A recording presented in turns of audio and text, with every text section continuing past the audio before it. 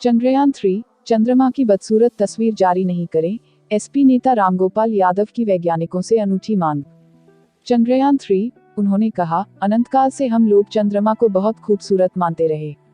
हम अपने वैज्ञानिकों से कहेंगे कि चंद्रमा की बदसूरत फोटो मत भेजिए, रिसर्च करते रहिए। राज्यसभा में बुधवार को उस समय हंसी की लहर दौड़ पड़ी जब समाजवादी पार्टी के नेता रामगोपाल यादव ने भारत के अंतरिक्ष वैज्ञानिकों से अनूठी मांग की कि चंद्रयान-3 अभियान के तहत खींची जा रही चंद्रमा की बदसूरत तस्वीरों को वे अपने अध्ययन के लिए रखें, उन्हें जारी नहीं करें क्योंकि चंद्रमा को खूबसूरती का प्रतीक मानने वाले लोगों के मन को यहाँ जाती है। यादव ने भारत की गौरवशाली अंतरिक्ष यात्रा चंद्रयान-3 की सफल सॉफ्ट लैंडिंग विषय पर चर्चा में भाग लेते हुए यह अनूठी मांग की। उन्होंने कहा, अनंतकाल से हम लोग चंद्रमा को बहुत खूबसूरत मानते रहे। हम अपने वैज्ञानिकों से कहेंगे कि चंद्रमा की बदसूरत फोटो मत भेजिए, रिसर्च करते रहिए।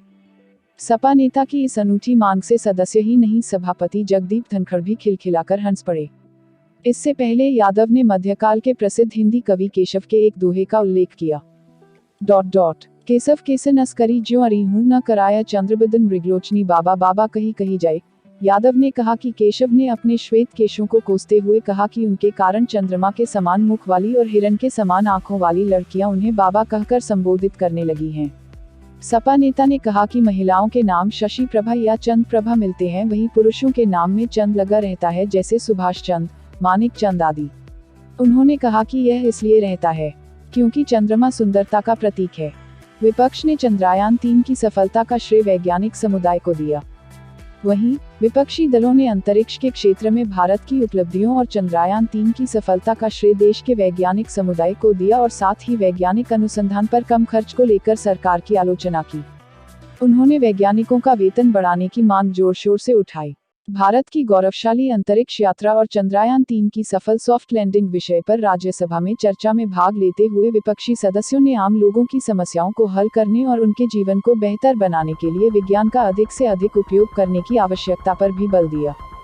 कांग्रेस के जयराम रमेश ने भाजपा नीति केंद्र सरकार पर हमला करते हुए कहा कि अंतरिक्ष क्षेत्र में देश की अब तक की उपलब्धियां किसी एक सरकार के कार्यकाल में नहीं हासिल हुई, बल्कि यह 60 साल लंबी यात्रा का परिणाम है।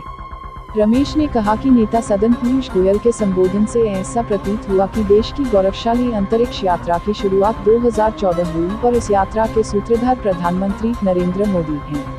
उन्होंने कहा कि ऐसी धारणा बनाई जा रही है।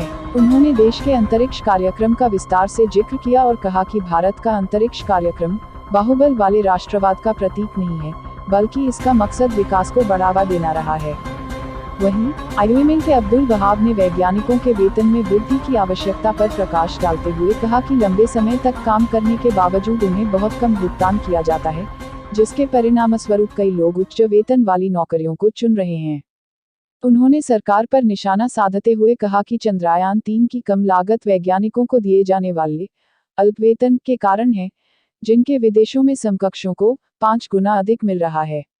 आम लोगों के जीवन को बेहतर बनाने के लिए विज्ञान का उपयोग करने की आवश्यकता पर जोर देते हुए निर्दलीय सदस्य कपिल सिब्बल ने कहा, हम अनुसंधान में जिस तरह का वित्त पोषण करते हैं, वह इतना कम है कि हम उन समाधानों को खोजने में सक्षम नहीं होंगे।